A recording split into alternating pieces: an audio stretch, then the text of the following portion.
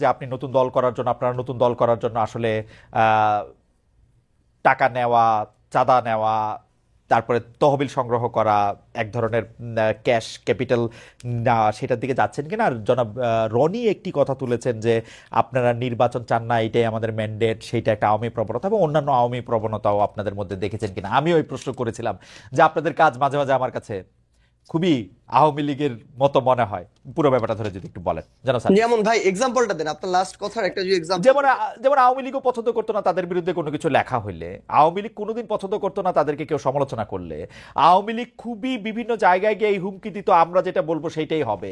আওয়ামী লীগ বলতো যে ভোটের দরকার নাই, উন্নয়ন আসে। এই সরকারের মধ্যে থেকে অনেকে বা এই সরকারের সমর্থক অনেকে এটা বলতে চায় যে নতুন করে নির্বাচনের দরকার নাই, আগে আমরা সংস্কার করব, আমাদের এইটাই ম্যান্ডেট, গণ অভ্যুত্থানই আমাদের ম্যান্ডেট। তারপরে বিভিন্ন সময় বিভিন্ন জায়গায় যে একটা আছে না, একটা তর্জনী উচায়া, তর্জনী নির্দেশ করা, উই আর দে করা, এইটা আওয়ামী লীগের যে জায়গা থেকে আমরা যেই 15 বছর যে রক্তাক্ত অভিজ্ঞতার বা যে বিভ্রান্তির মধ্যে আমরা ছিলাম, যে বঞ্চনার মধ্যে আমরা ছিলাম, সেটাও আমরা আসলে অনেক সময় আমি প্রত্যক্ষ করি। আপনি চাইলে আপনার আমি আলাদা আরো অনেক উদাহরণ দিতে পারি আর কি ভাই প্রতিদিনের এখন আচরণে। একটা ভাই ভাই শোনেন, একটা জিনিস আপনাকে বলি, সবচেয়ে বড় কথাটা হচ্ছে আমি আপনার একটা কথার সাথে সম্পূর্ণ দ্বিমত করি, এবং এই কথাটা আমার কাছে মনে হয়েছে খুবই জেনারেলাইজড একটা কথা।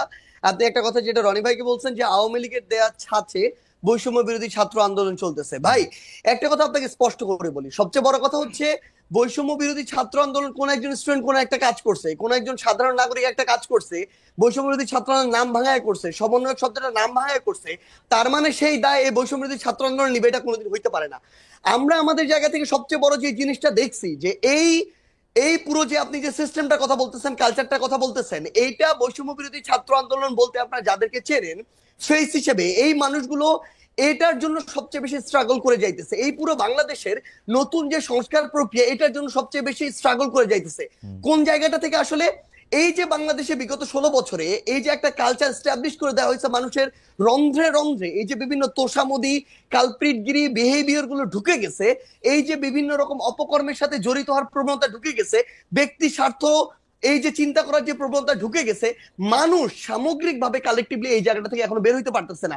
মানুষ এখন প্রত্যেকদিন 100টা তদবির নিয়ে আসে, মানুষ এখনো তাদের জায়গা থেকে নিজেরটা দেখে শুধুমাত্র যে আমি ট্রান্সফার নিয়ে আজকে যদি ভোলা থেকে ঢাকায় যাই আমার ফ্যামিলি একটু ভালো থাকবে, কিন্তু ঢাকার যে ফ্যামিলিটা বরিশালে যাবে তার কি হলো সেটা মানুষ চিন্তা করে না।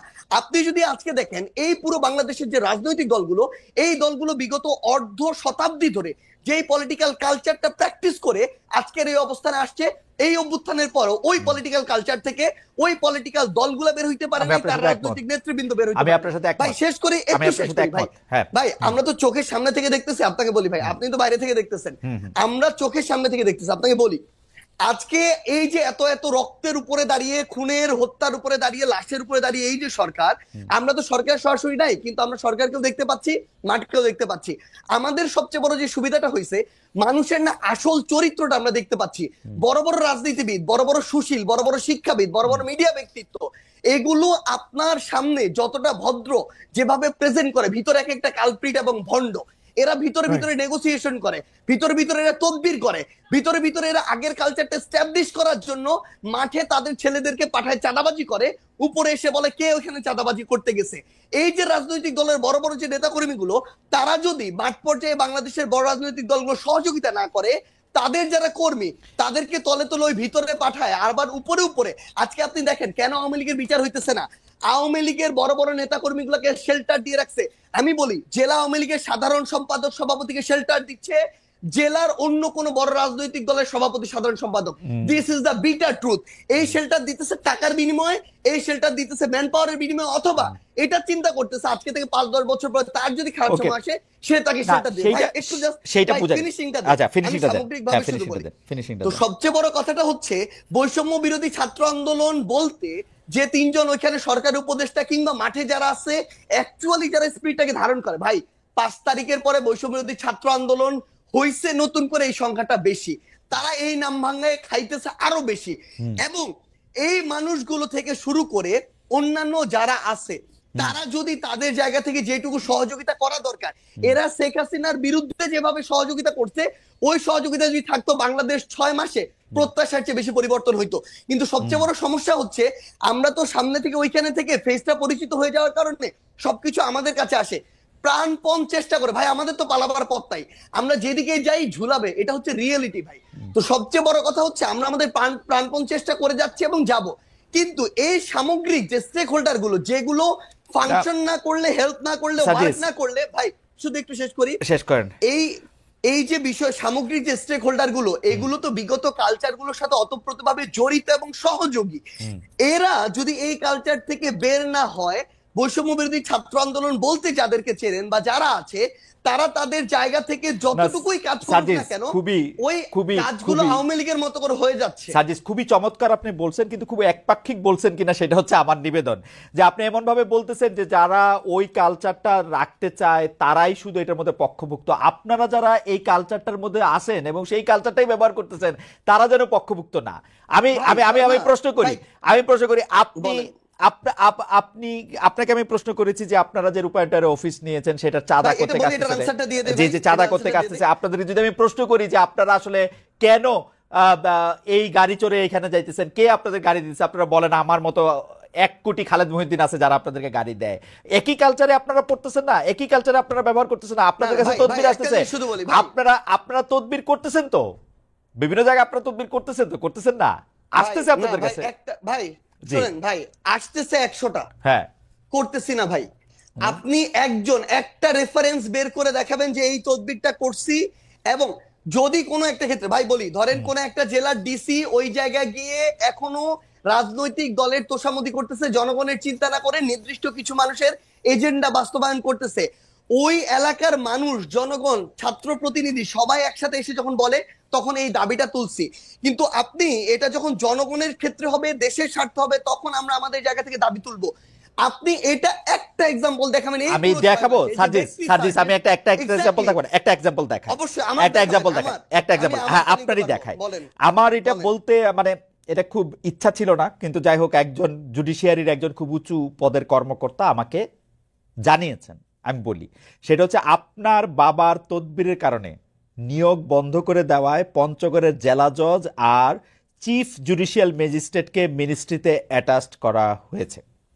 ভাই শোনেন একটা কথা বলি, মানে এই যে মানে এটার চেয়ে বড় প্রোপাগান্ডা, এবং মানে আপনি শোনেন জাস্ট একটা এক্সাম্পল, পুরো পঞ্চগড় জেলার যত মানুষ আছে তাদেরকে জিজ্ঞাসা করবেন, পুরো পঞ্চগড় জেলার বৈষম্য বিরোধী ছাত্র আন্দোলন আছে তাদেরকে জিজ্ঞাসা করবেন, পুরো পঞ্চগড় জেলার বৈষম্য বিরোধী ছাত্র আন্দোলন পুরো জেলা কোর্ট থেকে শুরু করে এভরিথিং ব্লক করে রাখছিল শুধু একটা কারণে, এই জেলা জজ এবং চিফ জুডিশিয়াল ম্যাজিস্ট্রেট তারা তাদের জায়গা থেকে একটা নিয়োগ প্রক্রিয়ার পরীক্ষার আগেই তারা বিভিন্ন জায়গায় ম্যান সেট করে রাখছিল, এবং ওইখানে যারা পরীক্ষার্থী ছিল তাদের প্রতিবাদের মুখে পড়ে তারা পরীক্ষাটা পর্যন্ত বন্ধ করে দিতে বাধ্য হয়। এবং সবচেয়ে মজার বিষয় হচ্ছে, একটু অ্যাড করি ভাই, সবচেয়ে মজার বিষয় হচ্ছে ওইখানে অ্যাপ্লাই করেছিল মনে করেন 2000 স্টুডেন্ট, তারা তাদের মতো করে বিভিন্ন এক্সকিউজ দিয়ে প্রায় অর্ধেক স্টুডেন্টকে পরীক্ষা দিতেই দেয় না, বাকিদেরকে দিয়েছিল। এবং এরপর এটা পর্যন্ত রেফারেন্স ওই স্টুডেন্টদের পরীক্ষার্থীদের কাছে চলে গিয়েছিল, বিভিন্ন পলিটিক্যাল দল তাদের জায়গা থেকে লিস্ট পাঠিয়েছিল, এবং এই চিফ জুডিশিয়াল ম্যাজিস্ট্রেট এবং জেলা জজ যিনি রয়েছেন তারা বিগত সময়ে আওয়ামী লীগের সময়ে তারা ওই সময় যে আইন এবং বিচার মন্ত্রণালয়ের যিনি মন্ত্রী ছিলেন তার লিস্ট দেখে দেখে পঞ্চগড়ে নিয়োগ দিয়েছে। এই অভিযোগগুলো এক করে পুরো পঞ্চগড় জেলার ওই পরীক্ষা যারা পরীক্ষার্থী তারা রাজপথে নেমেছিল, মানুষ নেমেছিল, বৈষম্যবিরোধী ছাত্র আন্দোলন নেমেছিল। কোন সিঙ্গেল একজন পার্সন যদি এটা বলতে পারে, ভাই আমিও বলতে পারি খালেদ মহিউদ্দিন ভাই বিগত সময়ে এরকম অনেক কঠিন কঠিন টকশো করেছেন, কিন্তু তারপরও আওয়ামী লীগের বিরুদ্ধে কঠোর হন নাই। সাপোজ এটা এরকম আসতেছে এই জন্য ভাই 100 কোটি টাকা পেয়েছিলেন, এটা আমি বললাম, কিন্তু এটা কোনদিন সত্য হইতে পারে না। আপনি সিঙ্গেল এরকম একটা দেখাবেন যে কেউ একজন বলবে যে আমাদের একটা রেফারেন্স ওই জায়গায় গিয়েছিল যে কারণে আমরা এটা বাধা দিয়েছি। আচ্ছা প্রথম কথা যে আপনি কি এই সমস্যার সমাধান করলেন, মানে এই সমস্যার সমাধানে আপনি নেতৃত্ব দিলেন? ধরেন আমি কেন নেতৃত্ব দিব? না ভাই, সবচেয়ে বড় শুনেন, আপনার কাছে অভিযোগটা আসছে তারপর আপনি এটা সমাধান করলেন, ব্যাপারটা কি এরকম? না না না, আমার কাছে অভিযোগ কেন আসবে? আমার কাছে কোনো অভিযোগই আসে নাই। আমরা আমাদের জায়গা থেকে যে জিনিসটা দেখেছিলাম যে যখন পঞ্চগড় জেলার বৈষম্যবিরোধী ছাত্র আন্দোলন এই একটা মানে আগে থেকেই ঠিক করা নিয়োগ প্রক্রিয়ায় যাচ্ছিল এবং তাদের আগের রেকর্ড গুলো এরকম যে বিভিন্ন রেফারেন্সে, বিভিন্ন সুপারিশে এবং অর্থ লেনদেনের মধ্য দিয়ে তারা নিয়োগ দিয়েছে। পুরো বৈষম্য বিরোধী ছাত্র আন্দোলন শুধু না, পুরো পঞ্চগড় জেলা জজ কোর্ট জানি, যত অ্যাডভোকেট আছে সবাই জানে যে তারা এগুলোর সাথে জড়িত। ভাই শেষ করি তো, তখন যখন তারা এই আন্দোলনে নামে, সেই জায়গার জেলা প্রশাসক থেকে শুরু করে জেলা পুলিশ সুপার এবং অন্যান্য যারা, ইভেন আইন এবং বিচার মন্ত্রণালয়ের যারা যিনি দায়িত্বে রয়েছেন সচিব হিসেবে বা অন্যান্য হিসেবে, তারা তাদের জায়গা থেকে এই বিষয়টি শুধু আমাকে বলেছিল যে এইটুকু যেন দেখা যায় যে স্টুডেন্টরা যেন ওখানে ভাঙচুর না করে বিচারিক প্রাঙ্গণে। সেই জায়গাটিতে আমরা আমাদের জায়গা থেকে বৈষম্যবিরোধী ছাত্র আন্দোলনকে বলেছিলাম তারা তাদের যৌক্তিক আন্দোলন চালিয়ে দেখ, কিন্তু তারা যেন কোনো ভাঙচুর প্রক্রিয়া না যায়, এইটুকু। এটি হচ্ছে প্রশাসনিক বিষয় ভাই, কিন্তু না ভাই আমার মনে হয় যে একটা কথা অ্যাড করতে হবে ভাই, একটা কথা অ্যাড করতে হবে, সেটা হচ্ছে সবচেয়ে বড় বিষয় হইতেছে কি ভাই, কিছুদিন আগে আমি এরকম দেখছিলাম সোহরাওয়ার্দী মেডিকেলে একটা প্রেসক্রিপশনে লেখা সমন্বয়ক সার্জিস আলমের আত্মীয়, বাড়ি হচ্ছে নাটোর না পাবনা, এরকম কিছু একটা জায়গা। আমার 14 গোষ্ঠীতে ভাই এখানে কেউ নাই। এখন অল্প কিছু নাম যেহেতু সবাই জানে, এই নামগুলোকে বিভিন্ন ভাবে ব্যবহার করা হয়। যখন দেখতেছে তার প্রত্যাশিত কিছু একটা হচ্ছে না, তখন যাকে তার সন্দেহ হচ্ছে তার বিরুদ্ধে এরকম এলিগেশন দিয়ে দিচ্ছে। কিন্তু এটা যখন ভাই একটা জিনিস শুধু বলি, এটা যখন আপনি আপনার জায়গায় এরকম, আপনি ভাই আমাদের কাছে অনেক রেসপেক্টেড, একদম সোজা বাংলা কথা বলি ভাই, সো সেই জায়গায় যখন এরকম মানে এরকম একটা কথা চলে আসে, কেউ একজন বললো ওইটা এরকম একটা মেইন স্ট্রিম জায়গায় চলে আসে, এটা খুবই অপ্রত্যাশিত। আর আপনাকে যদি অফিসের কথা এবং এই কথাটা বলি ভাই, আমি আমার জেলায় এ পর্যন্ত 8,000 কম্বল দিয়েছি ভাই। এই টাকাটা কোনো চাঁদার টাকা না। এই 8,000 কম্বল আমি যদি ওই মানুষগুলোর সাথে যোগাযোগ করে না নিতাম, ওই মানুষগুলো অন্য কাউকে দিত। বাংলাদেশে এরকম অন্তত কয়েক হাজার মানুষ আছে যারা প্রত্যেক বছর 10-20 হাজার কম্বল বিভিন্ন জায়গায় দেয়। আমি এর মধ্যে মনে করেন 10 জন মানুষের খোঁজ পেয়েছি বা খুঁজে বের করেছি। আমি ওটাতে যাচ্ছি ভাই, আমি তাদেরকে বলেছি যে ভাই আমার পঞ্চগড়ে প্রচন্ড শীত, আপনি যদি আমাকেও 1,000 দিতেন, আমি আমার মাধ্যমে বিতরণ করতাম, তাহলে ভালো হতো। তারা দিয়েছেন, এইটুকুই কম্বলের বিষয়। 2 নম্বরে আসেন ভাই রূপায়ণ টাওয়ারের বিষয়। ভাই একদম স্পষ্ট কথা বলি, বাংলাদেশের রাজনীতি করতে বিগত রাজনৈতিক দলগুলো যেই লেভেলের টাকা খরচ করার কালচার তৈরি করেছে, একদম মানে কালো টাকা দিয়ে, সেটা যদি কন্টিনিউ হয় আমাদের দ্বারা বাংলাদেশের রাজনীতি করা সম্ভব না, একদম ক্লিয়ারলি বলে দিলাম।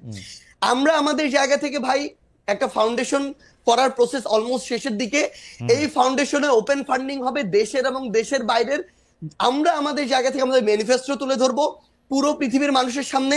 আমরা যদি আমাদের রাইট ট্র্যাকে থাকি তারা ফান্ডিং করবে, যদি না থাকি তারা ফান্ডিং করবে না।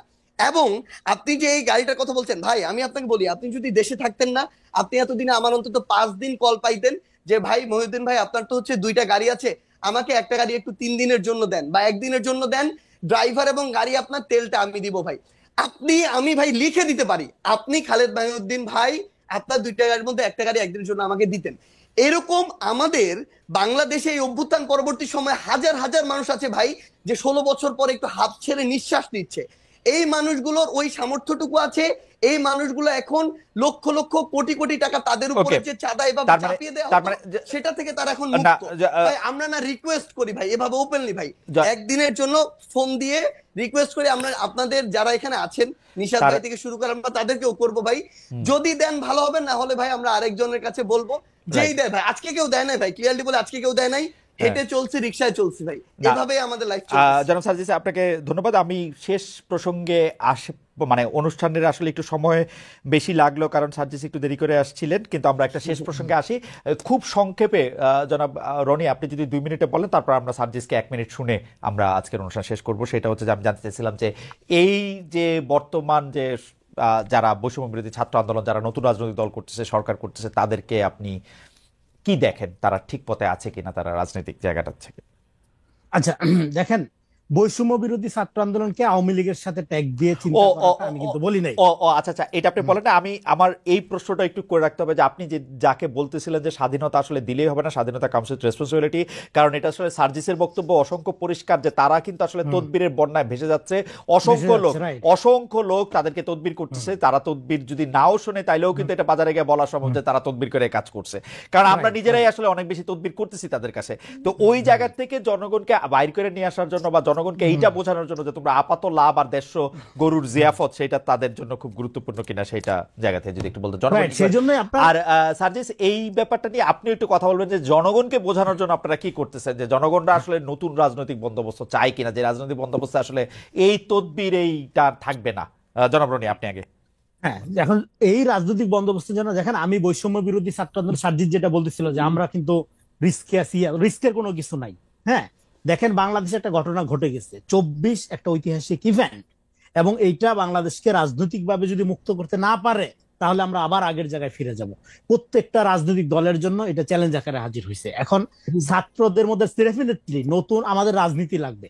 সেই রাজনীতি যদি করতে এই ছাত্র নেতৃত্ব, সার্জিসদের নেতৃত্বে, মাহফুজদের নেতৃত্বে, নাহিদদের নেতৃত্বে এরা যদি ব্যর্থ হয়, যে জেনজি জেনারেশন আপনার রাস্তায় নেমে বন্দুকের গুলির সামনে বিদায় পৃথিবী বলে দাঁড়াইছে, সে নাগরিক ভিত্তিক ইনসাফ ভিত্তিক রাষ্ট্র যদি না পায় তাহলে ওই যে জাসদ গণবাহিনী টাইপের একটা এনার্কি শুরু হবে বাংলাদেশে। কারণ 5-7 বছর পরে এরা ইয়াং হবে, এদের মধ্যে যে আকাঙ্ক্ষা তৈরি হয়েছে 24-এ, দেখেন একটা গণ অভ্যুত্থান 10,000 বই পড়া যায় জ্ঞান হয়, তার চেয়ে অনেক বেশি জ্ঞান রাজনৈতিক প্রাজ্ঞতা পোলাপানদের দেয়। হ্যাঁ, ফলে আমি মনে করি বৈষম্য বিরোধী ছাত্র আন্দোলন, নাগরিক কমিটি এবং এই যে ছাত্র নেতৃত্ব, তারা যদি একটা নতুন বাংলাদেশ, নাগরিক ভিত্তিক ইনসাফপূর্ণ বাংলাদেশ কায়েম করতে ব্যর্থ হয়, তার কাফফারা এদের প্রত্যেককে দিতে হবে। কারণ আমরা বেঁচে আছি শহীদদের দায় নিয়ে। আপনি তো রনি এটা খুব সহজে বলতেছেন, কিন্তু এইটা করা কি সম্পূর্ণ ওদের হাতেই আছে? যে ধরা যাক এটা কি একটা সিলেবাস, যে এই সিলেবাসটা পড়ে আমরা পরীক্ষা দিলাম, এটা সিলেবাস। কারণ হইলো কি, আওয়ামী লীগ, দেখেন বাংলাদেশে ঐক্যটা হয়েছে আওয়ামী লীগের বিরুদ্ধে। আপনার কি করতে হবে আপনি জানেন। আওয়ামী লীগ যা করছে তার উল্টাটা করলে বাংলাদেশ দাঁড়াই যাবে। হাসিনা যা করছে, হাসিনা যেভাবে ব্যুরোক্রেসি চালাইছে, হাসিনা যেভাবে জুডিশিয়ারি চালাইছে, হাসিনা যেভাবে আপনার শিক্ষা প্রতিষ্ঠান চালাইছে, ওইভাবে আপনি চালাবেন না, তাইলে বাংলাদেশ দাঁড়াই যাবে। কিন্তু এটা চালাবেন না, যে তার জন্য একটা ঐক্য দরকার। সেটা কি, জামাত, বিএনপি, ছাত্র জনতা, নাগরিক সম্মিলিত একটা ঐক্য দরকার। এখন সেই ঐক্যটা কেন হচ্ছে না? কারণ হইলো, যেটা বলতে চাচ্ছিলাম এর আগে, আওয়ামী বিরোধিতার মধ্যে একটা তারতম্য আছে। ধরেন আপনি আওয়ামী লীগের বিরোধিতা করতে গিয়ে আপনার ন্যারেশনটা হয়ে গেছে জামাতের মতো, আবার আরেক গ্রুপ আওয়ামী লীগ বিরোধিতা করতে গিয়ে হয়ে যাচ্ছে ওটা বিএনপির মতো। তাহলে আমরা যে নতুন রাজনৈতিক বন্দোবস্তের কথা বলতেছি সেটা তো আর হচ্ছে না, সেটা হয়ে যাচ্ছে বিএনপির মতো অথবা জামাতের মতো। তাহলে মানুষ তো এই দুইটা দলকে একই দেখে, জানে তারা। হ্যাঁ, তারা তো বছরের পর বছর, দশকের বছর দেখতেছে। তাহলে আপনি নতুন রাজনৈতিক বন্দোবস্তের কথা যেটা বলছেন, সেটা মানে নতুন দল শুধু না, আপনাকে একটা রাজনীতি প্রস্তাব করতে হবে, এবং সেই রাজনীতিটা কোথা থেকে উঠে আসবে তার একটা মডেল জিয়াউর রহমান কিন্তু দেখাইছে। জিয়াউর রহমান দেখাইছে কিভাবে রাজনীতিতে উঠে আসতে হবে, এই প্রেস কনফারেন্স থেকে না, রাজনীতিতে উঠে আসতে হবে মিডিয়ার বকবক থেকে না, রাজনীতিতে উঠে আসবে রোড থেকে, মাঠ থেকে, আপনাকে অথবা ক্যান্টনমেন্ট থেকে না। জিয়াউর রহমান ক্যান্টনমেন্ট থেকে রাজনীতি করে ওঠে, এটা জিয়াউর রহমান একটা বিপ্লব করছে। দেখেন, আরেকটা বলা হয় কিংস পার্টির কথা, জিয়াউর রহমান একটা বিপ্লব করছে আর আমরা করছি একটা অভ্যুত্থান। ফলে আমাদেরকে জনগণের কাছে যাওয়া ছাড়া আর কোনো পথ নাই।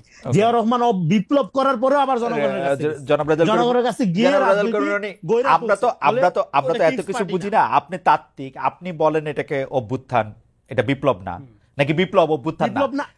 বিপ্লব অভ্যুত্থান না, আমাদেরকে অন্য স্যারেরা আবার আইসা বলে যে না, এটা আসলে বিপ্লব হয় নাই, অভ্যুত্থান হয়েছে। মানে তো ডেফিনেটলি অভ্যুত্থান, কারণ বিপ্লব হওয়ার জন্য আপনার সবকিছুর উপর ওই বিপ্লবী মানে অভ্যুত্থানকারী শক্তির কন্ট্রোল থাকে। দেখেন, সার্জিসটা কোনো কাজ করতে পারতেছে না এই আমলাতন্ত্রের কারণে, সার্জিসটা কোনো কাজ করতে পারতেছে না জুডিশিয়ারি কন্ট্রোলটা তো ভাঙা যায় না। আমাদের দরকার, শুনেন, এই ছাত্র নেতৃত্ব যদি ফেল করে তাহলে আমাদের শহীদদের এই যে দায় একটা আছে না, এটা তো আছেই, জীবিত যারা আহত এবং এই যে বিপুল তরুণ জনগোষ্ঠী জেনজি জেনারেশন যে অভ্যুত্থান ঘটাইছে, তারা আগামীতে যে পলিটিক্যাল এংজাইটিতে ভুগবে এবং তার ফলে যে বিস্ফোরণ হবে, সেইটা এখন কি কেওয়াজ, সেই কাজ আমি কল্পনাও করতে পারি না। সেটার দায় নিতে হবে, সেটার দায় সমস্ত রাজনৈতিক দলকে নিতে হবে যেরকম, এবং ছাত্র নেতৃত্ব আমি মনে করি তারা ভালোভাবে বুঝতে পারতেছে জনগণের নতুন রাজনীতি গড়ে তোলার জন্য মাঠে যাবে এবং জনগণের ভিতর থেকে একটা রাজনৈতিক দল গড়ে তুলবে। আমি জনগণের জায়গাটা বোঝার জন্য একটু জনাব সার্জিস আলমের কাছে আসি। জনাব রনি, আপনাকে ধন্যবাদ। সার্জিস, আপনি যদি 1-1.5 মিনিটের মধ্যে কথা শেষ করেন তাহলে ভালো হয়, আমরা আসলে অনুষ্ঠানের পরে। জনাব সার্জিস। ভাই, আমরা আমাদের জায়গা থেকে এখন পর্যন্ত বাংলাদেশের প্রত্যেকটা জেলা, উপজেলা, ইউনিয়নে যাওয়ার চেষ্টা করছি। আমাদের জাতীয় নাগরিক কমিটি, বৈষম্য বিরোধী ছাত্র আন্দোলন, জাতীয় নাগরিক কমিটির প্রায় 300-র উপরে আমাদের কমিটি আছে উপজেলা পর্যায়ে, আর বৈষম্য বিরোধী ছাত্র আন্দোলনের প্রায় 40টার মতো জেলা কমিটি আছে। আমি আমার জায়গা থেকে অভ্যুত্থানের পরে এখন পর্যন্ত প্রায় 35-36টা জেলায় গিয়েছি। আমরা যখন ম্যাস লেভেলের মানুষের সাথে যাই, কথা বলি, তখন আমরা তাদের যে আশা আকাঙ্ক্ষা ভাই, খুব সাধারণ চাওয়া পাওয়া ভাই, তারা তাদের জায়গা থেকে শুধুমাত্র মানে খুব সিম্পল, যেটার সাথে জড়িত ওই জায়গায় স্বাধীনতা চায়, তার মতো করে কাজটা করতে চায়। দ্রব্যমূল্যের তাদের জায়গা থেকে সহনীয় পর্যায়ে তারা চায়, তারা আইন শৃঙ্খলা পরিস্থিতি ঠিকঠাক চায়, তারা চায় একটা অফিসে গিয়ে তাদেরকে চাঁদা দিতে হবে না, তারা ঠিক মতো তার কাজটা বুঝে পাবে, তারা চাইতেছে কোনো একটা যদি কোর্টে যায় তারা তাদের বিচারটা বুঝে পাবে, একদম খুব সিম্পল চাওয়া। আমরা আমাদের জায়গা থেকে মনে করি বাংলাদেশের মানুষের যেমন অনেক ধরনের সমস্যা অনেক বেশি, বাংলাদেশের মানুষের চাওয়াগুলো সহজ। এটার জন্য যেটা হচ্ছে সামগ্রিকভাবে যে স্টেক হোল্ডার গুলো, রাজনৈতিক দল বলেন, আপনি আপনি সিভিল সোসাইটি বলেন, আপনি আমলাতন্ত্র বলেন, এই যে ইয়াং জেনারেশন যারা এখন বিভিন্ন জায়গায় বিভিন্ন প্ল্যাটফর্মে প্রতিনিধিত্ব করছে, তাদের কথা বলেন, সবাইকে তাদের জায়গাতে ভূমিকা রাখতে হবে। এবং সবচেয়ে গুরুত্বপূর্ণ, সাধারণ জনগণ আমরা যাদেরকে বলি, যারা শুধু প্রশ্ন করে, দায়বদ্ধ কম থাকার বিষয়টা যাদের ক্ষেত্রে দেখা যায়, তাদেরকেও ভাই দায়বদ্ধ হইতে হবে। তারা প্রত্যেকের জায়গা থেকে কোনো না কোনো জায়গায় জড়িত, সেটা একটা বাজারে হোক, সেটা একটা হাটে হোক, সেটা একটা অফিসের পিয়ন হিসেবে হোক, প্রত্যেকে যদি প্রত্যেকের জায়গায় দায়বদ্ধতা নেয়, তাহলে আমরা মনে করি এই যে জনগণের যে আশা আকাঙ্ক্ষা সেটার প্রতিফলন ঘটানো সম্ভব। আরেকটা জিনিস ভাই আপনাকে শুধু বলি, এত বড় একটা অভ্যুত্থান হয়ে গেছে, এই অভ্যুত্থান আমরা এখন দেখতেছি না যে এইটাতে চড়তেছে, এই শার্ট পরতেছে, এই কাপড় পরতেছে, কত না কত টাকা করে ফেলছে, কত না কত কিছু মনে হয় খরচ হইতেছে। ভাই এত বড় একটা অভ্যুত্থান হয়ে গেছে, শাহবাগে গামছা করে 5 টাকা 10 টাকা তোলা হয়েছে, 10, 12, 15 হাজার টাকা, ওইটা দিয়ে ওই দিনের প্রোগ্রাম চলছে। যদি উদ্দেশ্য ভাই ভাই একটা জিনিস শুধু, যদি উদ্দেশ্য আমাদের সৎ থাকে, সামনে আমাদের ওই চিন্তা ভাবনা দেশ এবং মানুষকে রেখে থাকে, ওই 24-এর অভ্যুত্থানের স্পিরিটটা থাকে ভাই, খুব বেশি কিছু খরচের প্রয়োজন নাই, 24-এর অভ্যুত্থানের স্পিরিটটা না, 24-এর অভ্যুত্থানের স্পিরিটটা সম্পর্কে সার্জিস আপনার সামনে কি কোনো স্ক্রিন আছে? আপনি কি আমাকে দেখতে পাচ্ছেন? না জি আমি দেখতে পাচ্ছি। আপনি দেখতে পাচ্ছেন? আপনি দেখেন, আপনাকে আমি আসলে স্ক্রিনে দেখাইতেছি। এটা হচ্ছে মেহের আফরোজ শাওনের একটা স্ট্যাটাস। মেহের আফরোজ শাওন স্ট্যাটাসে দিছিলেন 17 জুলাই আবু সাঈদের বুক চিতিয়ে দাঁড়ানোর একটা ছবির একটা দিয়ে উনি এটার মধ্যে বলছিলেন যে মানে সমালোচনা করছেন সরকার। এটা 17 জুলাই 2024। সেই মেহের আফরোজ শাওনকে গ্রেফতার করা হয়েছে হইলো ফেসবুকে অ্যাক্টিভিজম করার জন্য। মানে ডক্টর ইউনূস, মানে আমি যে বলি, মানে একদমই শেখ হাসিনার পথে এই সরকার হাঁটতেছে। আপনার এরকম মনে হয় না সার্জিস?